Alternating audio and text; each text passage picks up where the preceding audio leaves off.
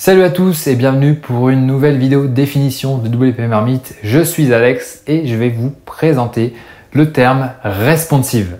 Allez, c'est parti!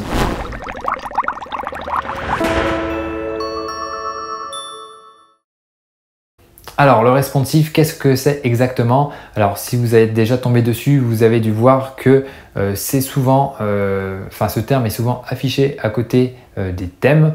Donc, en fait, voilà, c'est effectivement lié à une question de design parce qu'un thème qui est dit responsive, ça signifie qu'il peut s'adapter à n'importe quel type d'appareil. Donc, que vous ayez un écran d'ordinateur, même une télé ou une tablette ou un téléphone mobile, eh bien, notre site internet doit pouvoir s'adapter et s'afficher correctement sur tous ces supports.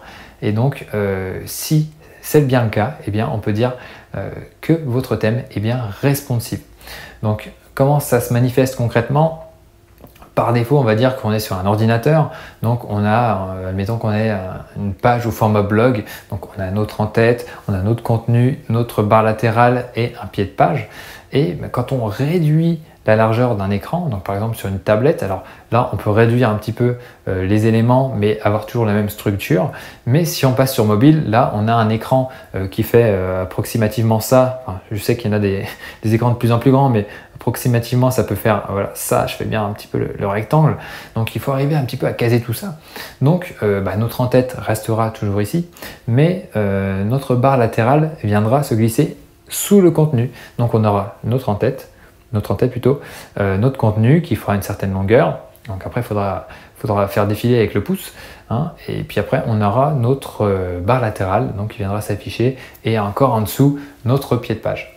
Donc on retrouve bien sûr tous les éléments, c'est juste qu'ils sont agencés différemment parce que si un thème n'est pas responsive, eh bien, on aura notre site en tout petit sur notre écran et ça ne sera pas très pratique pour pouvoir utiliser le site. Imagine, je suis sûr que vous êtes déjà tombé sur un site comme ça en naviguant sur internet à partir de votre téléphone.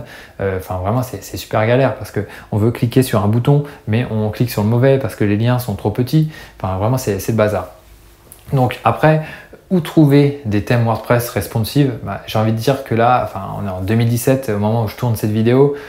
Si on trouve encore des thèmes qui ne sont pas responsives, franchement, faut arrêter le délire parce que ça fait partie des prérequis vraiment indispensables à n'importe quel thème WordPress pour être considéré comme un thème, on va dire, un bon thème, un thème potable, quoi. Donc voilà, généralement, il n'y a pas de souci, mais donc si vous voulez tester, tout ce que vous avez à faire, c'est de regarder la démonstration du thème et après de prendre votre navigateur et de le glisser comme ça pour voir si les éléments qui constituent le site se réorganisent tout seul.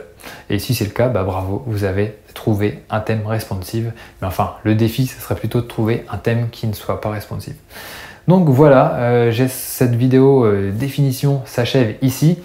Si vous avez envie d'en savoir plus sur WordPress, ses thèmes, etc., comment bien les choisir et comment utiliser WordPress, comment trouver les bonnes extensions, etc. On a déjà parlé des extensions. Je vous encourage à aller faire un tour sur wpchef.fr qui est un site que j'ai monté avec mes compères Nicolas et Maxime et donc sur lequel on peut trouver une formation en ligne à WordPress, donc en vidéo, vous me retrouverez en vidéo, mais je crois que j'avais un peu moins de barbe dessus. Mais donc voilà, et voilà, il y a des vidéos, donc des exercices, et puis vous pouvez interagir avec nous, les formateurs, pour pouvoir avoir des réponses à vos questions, des précisions si vous avez besoin. Et puis voilà, une fois que vous aurez terminé la formation, vous aurez une belle attestation de réussite.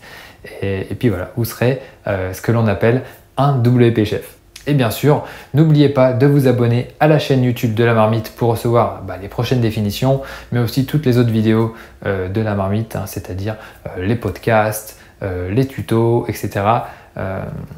Et les interviews. Voilà. Et donc, j'en perds mon souffle, dis donc. En tout cas, merci d'avoir regardé cette vidéo et je vous dis à très bientôt. Ciao.